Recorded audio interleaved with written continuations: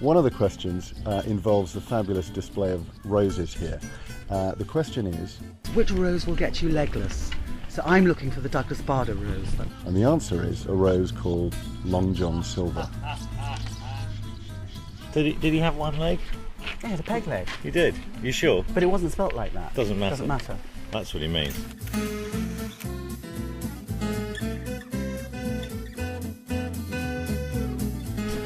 Oh, aren't you clever? We've got all three clues. All three. On to our next one.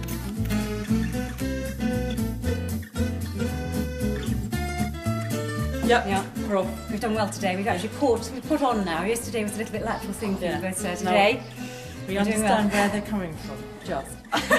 They're a great bunch of people, which is really nice.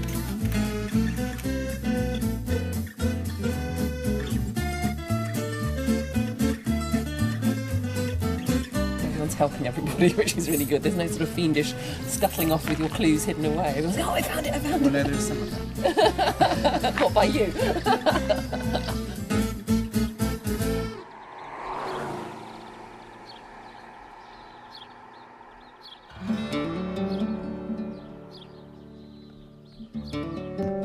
After a challenging 250-mile drive south, meandering through the rich and fertile valleys of Burgundy, past some of the most famous French appellations, the teams arrive at tonight's hotel, Château de Pizé, set in the ancient Beaujolais vineyards of Morgon.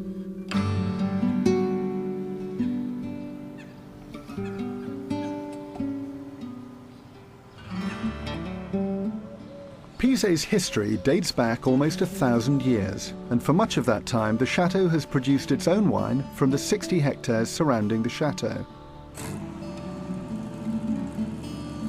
Before dinner, a few of the competitors set off for a tour of the vineyards in the hotel's own helicopter.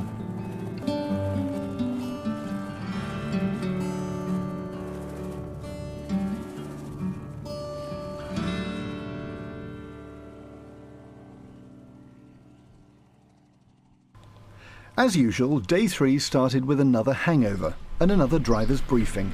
Much shorter day today, you'll be very glad to know. We've arranged a fantastic chateau lunch.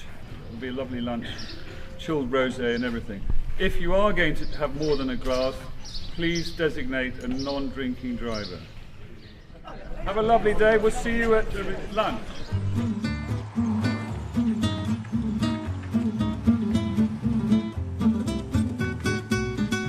By day 3, the competition is hotting up, and it's already becoming clear who has their sights on the title and who has a different agenda, like the next lunch. But for everyone, the highlight of the event is probably the route, which is painstakingly plotted to keep the teams out on deserted country roads away from busy towns and the dreaded traffic jam.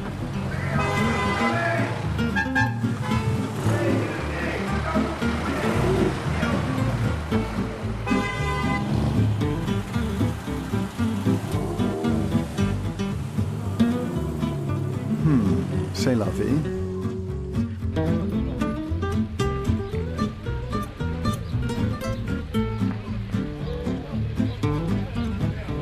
And after all that excitement, it's time for lunch.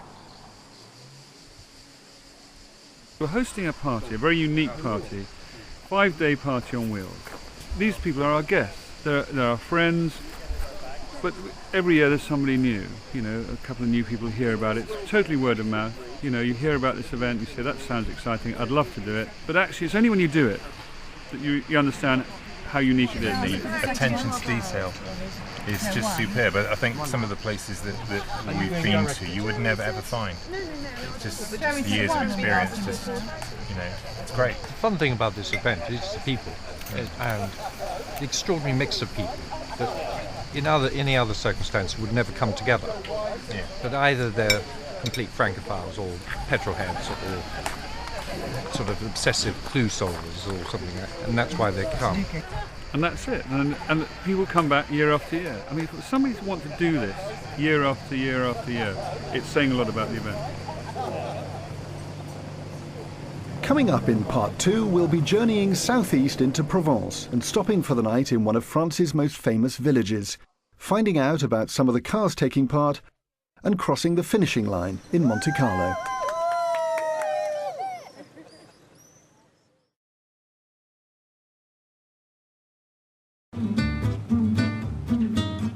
In part 2, we'll be climbing high into the Alpes Maritimes for a picnic, searching for answers in the cobbled streets of Mougins, taking the checkered flag in Casino Square, and finding out who's managed to cheat their way to victory.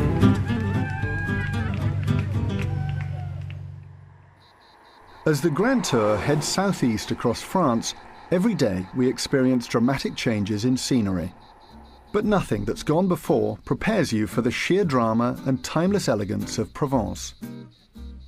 Well, that's what it says in the tourist guide anyway.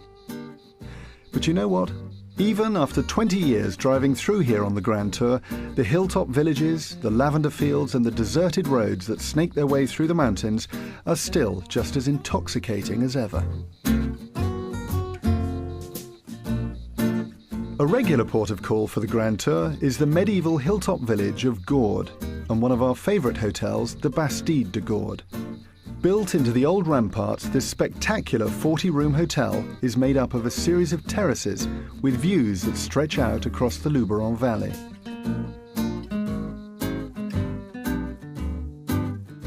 Time seems to pass a little slower here, so it seemed fitting that we should get the teams here early, in plenty of time to make a few running repairs,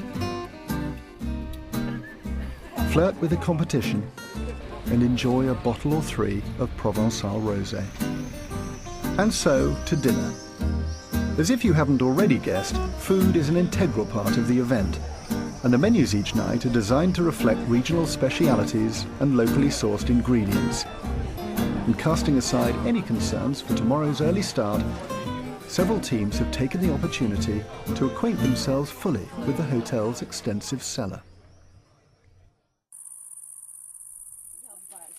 However luxurious the hotels or jaw-dropping the views, the hard-fought competition waits for no man or woman. So the teams are up bright and early to plan their assault on day 4 of the event. Today's challenging route will take them east along the floor of the Luberon and then up the tortuous hairpin bends into the Alpes Maritimes and beyond to the Riviera. I would definitely do this again. It's great fun and everybody's relaxing, everybody seems to be having a good time. We felt confident, but our confidence got dashed this morning when we knew we weren't anywhere near the top. I'm not even in the top 5. Graham played poker last night and won some money, so I think that's probably why everybody's simply furious with us because of that. Oh, that's my feeling. This year's fantastic because actually everyone's been mixing up and making a point of not being in cliques. So it's wonderful. You meet new people, then you go off, you meet up again, and it all gets mixed up. And I just had a phone call to say there's lavender up there, so we're off now. We're off now. Lavender. On.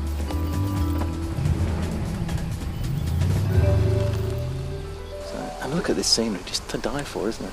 Fantastic. Oh, it's just incredible. The company, the people, it's just so nice.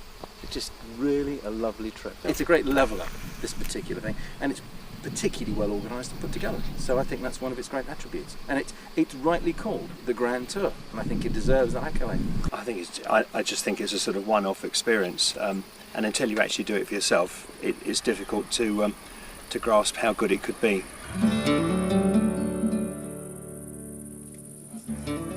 As usual on the Grand Tour, food is never far from our thoughts, and with blue skies and breathtaking mountain scenery, a picnic is the order of the day. After an hour or so lazing around in the sun, it's just a short blast along the Route Napoleon to the last hotel before Monaco, Chateau Taulaine, in the pine-covered hills above Grasse. This 18th century chateau is home to one of the finest golf courses in France. And while there's little time to make use of it, at least it provides a picturesque backdrop as the teams unwind with a cold beer on the terrace before dinner, swapping exaggerated stories of the day's adventures. It also gave me a chance to catch up with an old friend and previous winner of the event, who likes to think he knows a thing or two about cars. So this is an Audi R8. But this is a totally sorted sports car.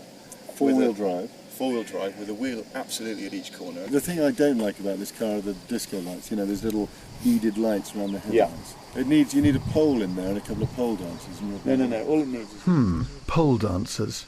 Maybe there's something in that for next year.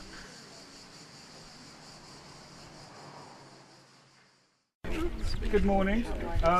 This is our last day, run into Monte Carlo, and those people that haven't done that before, that it really is kind of the highlight of the event.